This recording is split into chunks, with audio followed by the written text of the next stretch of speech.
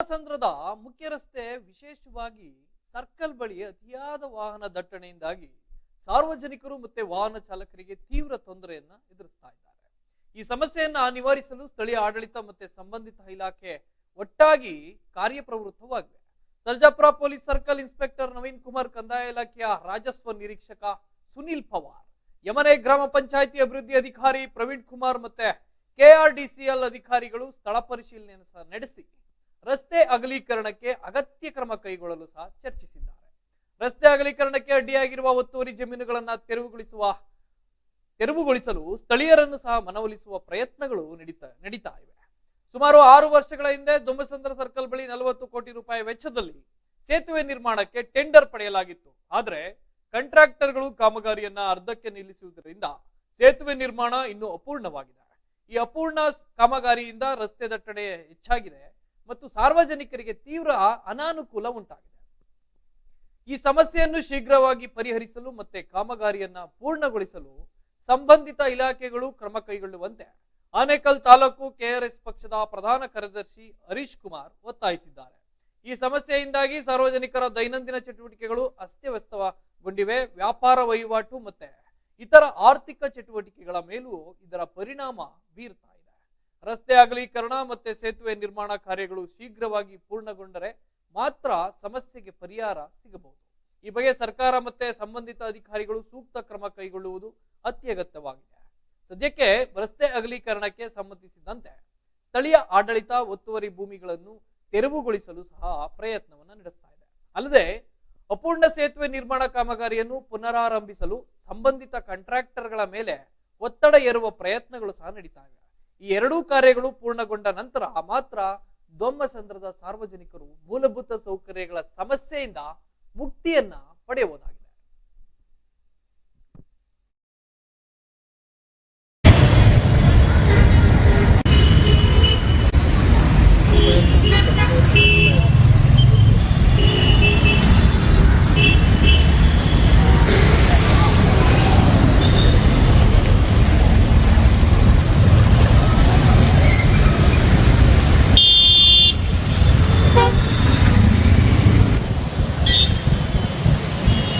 Taking work for Noran, Baya.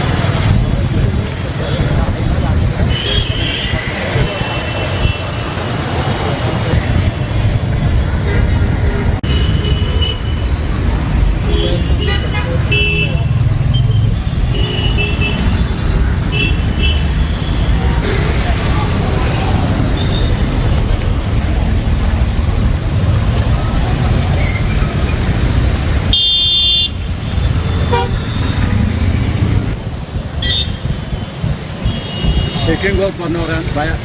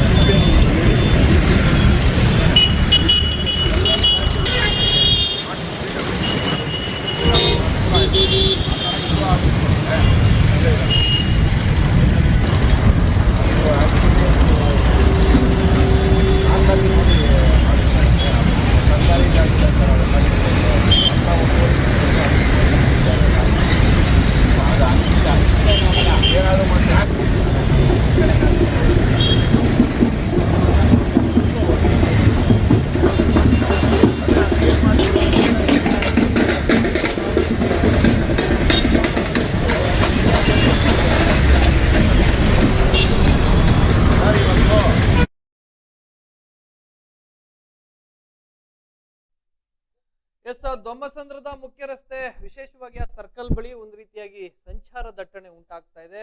ಸುಮಾರು 40 ಕೋಟಿ ವೆಚ್ಚದಲ್ಲಿ ನಿರ್ಮಾಣವಾಗ್ತಾ ಇರುವಂತಹ ಸೇತುವೆ ಅಪೂರ್ಣ ಕಾಮಗಾರಿಯಿಂದಾಗಿ ಈ ರೀತಿಯಾದಂತಹ ಸಮಸ್ಯೆ ಆಗ್ತಾ ಇದೆ. ಈಗ ಸ್ಥಳ ಪರಿಶೀಲನೆ ಸಹ ನಡೆಸಿದ್ದಾರೆ. ಎಸ್, ಇದಕ್ಕೆ ಸಂಬಂಧಪಟ್ಟಂತೆ ದೂರವಾಣಿ ಸಂಪರ್ಕದಲ್ಲಿ ನಮ್ಮ ವರದಿಗಾರ ಮುನಿಯಪ್ಪ ಅವರು ಸಂಪರ್ಕದಲ್ಲಿದ್ದಾರೆ. ಅವ್ರನ್ನ ಮಾತನಾಡಿಸುವಂತ ಕೆಲಸ ಮಾಡೋಣ. ಮುನಿಯಪ್ಪ ಅವರೇ, ಈ 40 ಕೋಟಿಗೆ ಬ್ರಿಡ್ಜು ಇಷ್ಟು ಸಮಯದವರೆಗೂ ತೆಗೆದುಕೊಳ್ತಾ ಇರೋದಕ್ಕೆ, ಆ ಕಾಮಗಾರಿಯನ್ನ ಪೂರ್ಣ ಮಾಡೋದಕ್ಕೆ ಅಧಿಕಾರಿಗಳಿಗೆ ಏನಾದ್ರು ಸಮಸ್ಯೆ ಆಗಿದೆಯಾ, ಅಥವಾ ಈ ರೀತಿಯಾದಂತ ಸಂಚಾರ ದಟ್ಟಣೆ ಆಗ್ತಾ ಇದೆಯಲ್ಲ, ಏನಾದ್ರು ಕ್ರಮ ಕೈಗೊಳ್ತಾ ಇದ್ದಾರೆ? ಎಷ್ಟು ಬೇಗ ಇದಕ್ಕೆ ಮುಕ್ತಿ ಸಿಗಬಹುದು ಅಂತ? ಚೇತನ್, 2017ರಿಂದ ಇಲ್ಲಿ ತನಕ ಈ ಕಾಮಗಾರಿ ಪೂರ್ಣಗೊಂಡಿಲ್ಲ.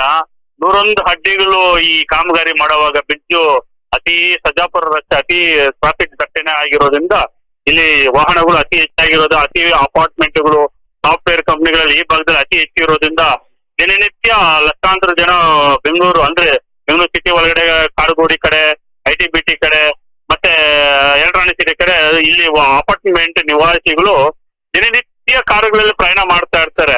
ರಸ್ತೆ ತುಂಬಾ ಚಿಕ್ಕದು. ಎಷ್ಟು ಚಿಕ್ಕದು ಅಂದ್ರೆ ಸುಮಾರು 50 ಅಡಿ 60 ಅಡಿ, ಎರಡು ಬದಿ ರಸ್ತೆಯನ್ನು, ಒಂದು ಬದಿ ರಸ್ತೆ 50 ಅಡಿ ಇರುತ್ತೆ. 50 ಬದಿ ರಸ್ತೆನಲ್ಲಿ ಇಲ್ಲಿ ಬಸ್ಗಳು ಓಡಾಡಬೇಕು, ಕಾರುಗಳು ಓಡಾಡಬೇಕು, ಟೂ ವೀಲರ್ ಓಡಾಡಬೇಕು, ಸಾಫ್ಟ್ವೇರ್ ಕಂಪನಿ ಉದ್ಯೋಗಸ್ಥರು ಓಡಾಡಬೇಕು, ಸರ್ಕಾರಿ ಬಸ್ಗಳು ಓಡಾಡಬೇಕು. ಮತ್ತೆ ಇನ್ನ ಅಂದ್ರೆ ಇದು ನ್ಯಾಷನಲ್ ಹೈವೇ ದೇವನಹಳ್ಳಿ ಟು ತಮಿಳುನಾಡಿಗೆ ಸಂಪರ್ಕ ರಸ್ತೆ ಆಗಿರೋದ್ರಿಂದ ಇದೇ ರಸ್ತೆನಲ್ಲಿ ಎಲ್ಲರೂ ಓಡಾಡಬೇಕು. ಇಷ್ಟು ರಸ್ತೆ ಚಿಕ್ಕದಾಗಿದ್ದುಕೊಂಡು ಇಷ್ಟು ವಾಹನಗಳು ದಟ್ಟಣೆ ಆಗ್ತಾ ಇರಿದ್ರು 2017ರಲ್ಲಿ 19 ಕೋಟಿ ಮಂಜೂರಾಗಿತ್ತು. ತದನಂತರ ಇದು ಸಾಕಾಗೋದಿಲ್ಲ ಅಂತ ಎಕ್ಸ್ಟೆಂಡ್ ಮಾಡ್ಕೊಂಡು 40 ಕೋಟಿಗೆ ಮಾಡ್ಕೊಂಡಿದ್ದಾರೆ. 2020ರಲ್ಲಿ 40 ಕೋಟಿಗೆ ಸರ್ಕಾರದಿಂದ ಮಂಜೂರು ಮಾಡಿಸ್ಕೊಂಡಿದ್ದಾರೆ. ಮಂಜೂರು ಮಾಡಿಸ್ಕೊಂಡಿದ್ದ ತಕ್ಷಣ ಎರಡು ಬದಿನಲ್ಲಿನೂ ಸ್ವಂತ ಅಂದ್ರೆ ಜಮೀನ್ದಾರು ರಸ್ತೆಗಾಗಿ ಜಮೀನು ಬಿಡಿದ್ರೆ ಒಂದು ಕಡೆ ಅವ್ರದ್ದು ಒತ್ತಡ, ಇನ್ನೊಂದು ಕಡೆ ಪ್ರಭಾವಿ ಜಮೀನ್ದಾರರು ಅವರು ರಾಜಕೀಯ ತುಂಬಾ ದೊಡ್ಡ ವ್ಯಕ್ತಿಗಳಾಗಿರೋದ್ರಿಂದ ಅವ್ರೂ ಬ್ರಿಡ್ಜ್ ಮಾಡೋದಕ್ಕೆ ರಸ್ತೆಗೆ ಅವ್ರ ಜಮೀನುಗಳು ಬಿಟ್ಕೊಡೋದಕ್ಕೆ ರೆಡಿ ಇಲ್ದಿರಾ. ಇನ್ನೊಂದು ಕಡೆ ದೇವಸ್ಥಾನ, ಅದು ಒಂದು ಪರಪ್ಸ್ವಾಮಿ ದೇವಸ್ಥಾನ ಇತ್ತು, ಪರಪ್ಸ್ವಾಮಿ ಅಲ್ಲ ಗೋವರ್ಧನ ಸ್ವಾಮಿ ದೇವಸ್ಥಾನ ಇತ್ತು. ಆ ದೇವಸ್ಥಾನ ಇತ್ತೀನ ದಿನಗಳಲ್ಲೇ DC ಅವರು ಬೆಂಗಳೂರು ನಗರ ಜಿಲ್ಲಾಧಿಕಾರಿ ಇಂದ ಆದೇಶದ ಮೇರೆಗೆ ಒಂದು ತಿಂಗಳಿಂದ ಅದು ಅಂದ್ರೆ ಎಷ್ಟು ಬೇಕಷ್ಟು ಗರ್ಭಗುಡಿ ಬಿಟ್ಟು ನೀವು ಉಳಿದಿದ್ದು ತೆರವುಗೊಳಿಸಿ, ರಸ್ತೆಗೆ ಎಷ್ಟು ಅವಶ್ಯಕತೆ ಇದೆ ಅಷ್ಟು ಮಾತ್ರ ತೆರವುಗೊಳಿಸಿ ರಸ್ತೆ ಮಾಡ್ಕೊಂಡಿದ್ದಾರೆ. ಅದು ಗರ್ಭಗುಡಿ ಅಂದ್ರೆ ಸುಮಾರು ಇತಿಹಾಸ ಪ್ರಸಿದ್ಧ ಅಂತ ದೇವಸ್ಥಾನ ಗೋವರ್ಧನ ಸ್ವಾಮಿ, ಆ ದೇವಸ್ಥಾನ ಗರ್ಭಗುಡಿ ಬಿಟ್ಟು ಇನ್ನು ಉಳಿದಿದ್ದು ಮಾಡಿ ಅಂತ ನಾನು ಹೇಳಿದ್ದೆ. ಅಧಿಕಾರಿಗಳು ಅದು ಸ್ಪಂದಿಸಿ ಅದನ್ನ ಬಿಟ್ಟಿದ್ದಾರೆ ಗರ್ಭಗುಡಿ, ಇನ್ನು ಮಿಕ್ಕಿದ್ದೆಲ್ಲ ತೆರವುಗೊಳಿಸಿದ್ದಾರೆ. ಇದು ಈ ತರ ಇರೋದ್ರಿಂದ ರಸ್ತೆಗೆ ನಾವು ಸುಮಾರು ಬಾರಿ ನಮ್ಮ ವಾಹಿನಿಯಲ್ಲಿ ಅತಿ ಹೆಚ್ಚು ಬಾರಿ ಸುದ್ದಿ ಮಾಡಿದೀವಿ. ರಸ್ತೆನಲ್ಲಿ ನೀರು ನಿಲ್ಕೊಂಡು ಮೊಣಕಾಲ ತನಕ ನೀರು ನಿಲ್ಕೊಂಡು ರಸ್ತೆನಲ್ಲಿ ಗಾಡಿಗಳು ವಾಹನ ಚಾಲಕರು ಚಾಲನೆ ಮಾಡಕ್ ಆಗ್ದಿರಾ, ನಡ್ಕೊಂಡು ಹೋಗಕ್ ಆಗ್ದಿರಾ, ಮೊಣಕಾಲ ತನಕ ಓಡಾಡಂತ ಪರಿಸ್ಥಿತಿ ನಿರ್ಮಾಣವಾಗ್ತಾ ಇತ್ತು. ಇದೆಲ್ಲ ಎಚ್ಚೆತ್ಕೊಂಡು ಇತ್ತೀಚಿನ ದಿನಗಳಲ್ಲಿ ಡಾಂಬರೀಕರಣ ಹಾಕಿ ಸರಿ ಮಾಡಿದ್ದಾರೆ. ಈಗ ನಮ್ಮ Sarjapura police station circle inspector Naveen Kumar ಮತ್ತೆ ದೊಮ್ಮಸಂದ್ರ ಉಪ ನಿರೀಕ್ಷಕರು RI ಅಂದ್ರೆ ಪವರ್ ಸುನಿಲ್ ಪವರ್ ಅವರು ಬಂದು, ಆಮೇಲೆ ಎಮ್ರೆ ಗ್ರಾಮ ಪಂಚಾಯತಿ ಅಭಿವೃದ್ಧಿ ಅಧಿಕಾರಿ ಪ್ರವೀಣ್ ಕುಮಾರ್ ಅವರು ಶಾಲಾ ಮಾಜರಿಗೆ ಬಂದು ಇವತ್ತು ಸುಗಮವಾಗಿ ರಸ್ತೆ ಮಾಡಿಕೊಡಬೇಕು, ವಾಹನ ಸವಾರರಿಗೆ ತುಂಬಾ ತೊಂದರೆ ಆಗ್ತಾ ಇರೋದ್ರಿಂದ ಈ ನಮ್ಮ ಅವಧಿನಲ್ಲಿ ಮುಗಿಸ್ಬೇಕಂತ ಹೇಳಿ ಅವ್ರು ಸ್ಥಳ ಮಾಜರ್ ಮಾಡಕ್ ಬಂದಿದ್ರು ಇವತ್ತು. ಚೇತನ್, ಈಗ ಅಧಿಕಾರಿಗಳು ಅಂದ್ರೆ ಕಂದಾಯ ಇಲಾಖೆ ಆಗಿರ್ಬೋದು, ಮತ್ತೆ ಸರ್ಕಲ್ ಇನ್ಸ್ಪೆಕ್ಟರ್ ಆಗಿರ್ಬೋದು, ಜೊತೆಗೆ ಗ್ರಾಮ ಪಂಚಾಯತಿ ಅಧಿಕಾರಿಗಳಾಗಿರ್ಬೋದು, ಮೂವರ ತಂಡನೂ ಸಹ ಇವತ್ತು ಭೇಟಿ ಕೊಟ್ಟು ಅಲ್ಲಿ ಸ್ಥಳ ಪರಿಶೀಲನೆಯನ್ನ ಮಾಡಿದೆ. ಇದು ನಮಕಾವಸ್ಥೆ ಭೇಟಿಯಾಗದೆ ಏನಾದ್ರೂ ಮುಂದಿನ ದಿನಗಳಲ್ಲಿ ತ್ವರಿತ ಕ್ರಮಕ್ಕೆ ಕೈಗೊಳ್ಳುವಂತ ಸಾಧ್ಯತೆಗಳಿವೆ? 2017 ನಮಕಾವಸ್ಥೆನೇ ಇತ್ತು. ನಮಕಾವಸ್ಥೆ ಅಂದ್ರೆ ಬರೋದು ಸಾರ್ವಜನಿಕರು ಒತ್ತಡ ಮಾಡಿದಾಗ, ಅರ್ಜಿಗಳು ಕೊಟ್ಟಾಗ ಮೇಲಧಿಕಾರಿಗಳಿಗೆ ಕೆಡಿಸಿ ಅವರಿಗೆ ಫೋನ್ ಮಾಡಿ ಮೌಖಿಕವಾಗಿ ಹೇಳಿದಾಗ ಬಂದು ನಾಮಕಾವಸ್ಥೆ ಬಂದು ಹೋಗ್ತಾ ಇದ್ರು. ಆಮೇಲೆ ಚೀಫ್ ಸೆಕ್ರೆಟರಿ, ಸರ್ಕಾರ ಚೀಫ್ ಸೆಕ್ರೆಟರಿ ಬಂದು ಮಾಜರ್ ಮೊನ್ನೆ ಅಂದ್ರೆ ಒಂದು ತಿಂಗಳಿಂದ ಮಾಜರ್ ಮಾಡ್ಕೊಂಡು ಹೋಗಿದ್ರು. ಆ ಹೋಗಿ ಹೋಗೋದ್ರಿಂದ ದೇವಸ್ಥಾನ ಅಡ್ಡವಾಗಿತ್ತು. ಅಂದ್ರೆ ಆ ಸರ್ವೆ ನಂಬರ್ ಸಿಗ್ನೇಚರ್ನಲ್ಲಿ ಸರ್ವೆ ನಂಬರ್ ಸಂಬಂಧಪಟ್ಟಂಗೆ 81 ಸರ್ವೆ ನಂಬರ್ ಸಂಬಂಧಪಟ್ಟಂಗೆ 21 ಗುಂಟೆನಲ್ಲಿ ಒಂದು ಹೋಟ್ಲ್ ಒಂದು ನಿರ್ಮಾಣ ಮಾಡ್ಕೊಂಡಿದ್ರು ಟೆಲಿಯವರು. ಮತ್ತೆ ಟೆಲಿಕಾಂ ಟವರ್ ನಿರ್ಮಾಣ ಮಾಡ್ಕೊಂಡಿದ್ರು. ಅವೆಲ್ಲ KRS ಪಕ್ಷದ ಅಂದ್ರೆ ಬೆಂಗಳೂರು ದಕ್ಷಿಣ ವಿಧಾನಸಭಾ ಕ್ಷೇತ್ರದ ಉಪಾಧ್ಯಕ್ಷರು ಮಹೇಶ್ ರೆಡ್ಡಿ ಮತ್ತೆ ಆನೇಕಲ್ KRS ಪಕ್ಷದ ಪ್ರಧಾನ ಕಾರ್ಯದರ್ಶಿ ಹರೀಶ್ ಕುಮಾರ್ ನೇತೃತ್ವದಲ್ಲಿ ಅವೆಲ್ಲ ಸರ್ಕಾರಿ ಭೂಮಿನಲ್ಲಿ ಇವರು ಬಾಡಿಗೆ ತಗೊಂತಾ ಇರೋದ್ರಿಂದ ಅವ್ರಿಗೆ KDC ಅವರಿಗೆ ಮತ್ತೆ DC ಅವರಿಗೆ ಅರ್ಜಿ ಕೊಟ್ಟು ಅದು ತೆರವುಗೊಳಿಸರು.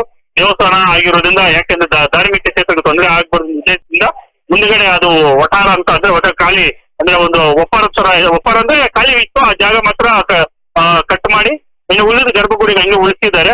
ಅದಕ್ಕೆ ಈಗ ರಸ್ತೆ ಸುಗಮವಾಗಿ ಮಾಡಿಕೊಡ್ಬೇಕಂತ ಈ ಸಾರ್ವಜನಿಕರು ಮತ್ತೆ ಇತರ ರಾಜಕೀಯ ಪಾರ್ಟಿಯವರು ಒತ್ತಡ ಇರೋದ್ರಿಂದ ಈಗ ಕೂಡಲೇ ಮಾಡಬೇಕು ಅಂತ ಆದೇಶ ಇರೋದು. ಆಮೇಲೆ ಅತಿ ಹೆಚ್ಚು ಟ್ರಾಫಿಕ್ ಬಿದ್ದು ಮಾಡಿಲ್ಲ ಅಂದ್ರೆ ಅತಿ ಹೆಚ್ಚು ಟ್ರಾಫಿಕ್ ಆಗಿರೋದ್ರಿಂದ ಈಗ ಎಚ್ಚೆತ್ಕೊಂಡು ಮಜರ್ ಬಂದಿದ್ರು ಇವತ್ತು ಪೊಲೀಸ್ ಮತ್ತೆ ಕಂದಾಯ ಅಧಿಕಾರಿ, ಗ್ರಾಮಾಭಿವೃದ್ಧಿ ಅಧಿಕಾರಿಗಳು ಬಂದಿದ್ರು. ಚೇತನ್, ಎಸ್ ಧನ್ಯವಾದಗಳು ಮುನಿಯಪ್ಪ. ಈಡೆನ್ಸ್ ನ್ಯೂಸ್ ಜೊತೆ ಸುದೀರ್ಘವಾಗಿ ಮಾತನಾಡಿದ್ದಾರೆ. ಸುಮಾರು 40 ಕೋಟಿ ವೆಚ್ಚದ ಈ ಒಂದು ರಸ್ತೆ ಜೊತೆಗೆ ಈ ಒಂದು ಬ್ರಿಡ್ಜ್ ನಿರ್ಮಾಣ ಆಗ್ಬೇಕಾಗಿತ್ತು. ಆದರೆ ಯಾಕೋ ಅಪೂರ್ಣ ಕಾಮಗಾರಿಯಿಂದಾಗಿ ಸಾಕಷ್ಟು ತೊಂದರೆ ಆಗ್ತಾ ಇದೆ.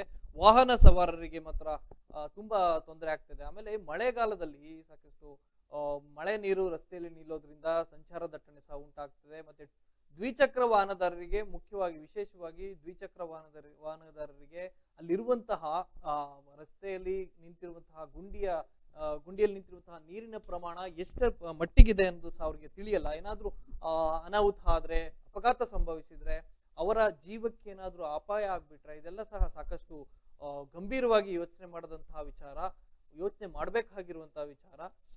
ಇದನ್ನ ಈ ಕೂಡಲೇ ಪ್ರತಿಯೊಂದು ಈಗಾಗಲೇ ಸ್ಥಳ ಪರಿಶೀಲನೆಯನ್ನ ಮಾಡಿದ್ದಾರೆ. ಏನಾದ್ರೂ ತ್ವರಿತವಾಗಿ ಈ ಒಂದು ಬ್ರಿಡ್ಜ್ ನ ನಿರ್ಮಾಣ ಮಾಡಿದ್ರೆ ಅಲ್ಲಿನ ಭಾಗದವರಿಗೆ ಮತ್ತೆ ಸಂಚಾರ ದಟ್ಟಣೆಗೆ ಒಂದು ರೀತಿಯಾಗಿ ಒಳ್ಳೇದಾಗ್ತದೆ ಅಂತ ಸಹ ತಿಳಿದು ಬಂದಿದೆ.